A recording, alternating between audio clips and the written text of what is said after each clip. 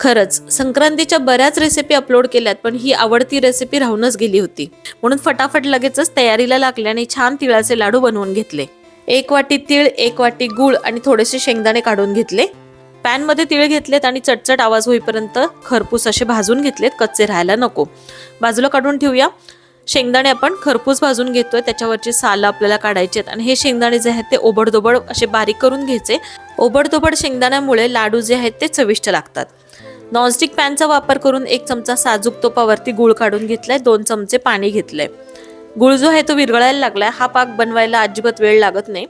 अगदी काही मिनिटांमध्येच लगेचच पाक थंड पाण्यामध्ये काढून बघितला तर इथं गूळ जो आहे तो एकत्र होतोय, म्हणजे पाक आपला तयार झालाय. लवचिक असा पाक आपल्याला इथे लागतो. गॅसची फ्लेम बंद करून यामध्ये तीळ आणि शेंगदाणे एकत्र करून घेतलेत. हा पाक घट्ट करायचा नाही, नाहीतर लाडू जे आहेत ते कडक बनतात. मिश्रण गरम गरम असतानाच लगेचच लाडू वळायला घ्यायचे. हाताला थोडंसं पाणी लावलंय मी, कारण गरम गरम मिश्रणामुळे हाताला चटके बसू शकतात. कोणाची मदत मिळाली तर चांगलीच गोष्ट आहे. जर मदत नाही मिळाली आणि मिश्रण जर खालचं थंड झालं तर परत हा जो पॅन आहे तो हलकासा गरम करून लाडू वळवून घ्यायचे. एकदम खुसखुशीत चविष्ट लाडू इथं तयार झालेले आहेत. व्हिडिओ आवडला असेल तर लाईक करा आणि इन्स्टा पेज फॉलो करा. मकर संक्रांतीच्या सगळ्यांना खूप खूप शुभेच्छा.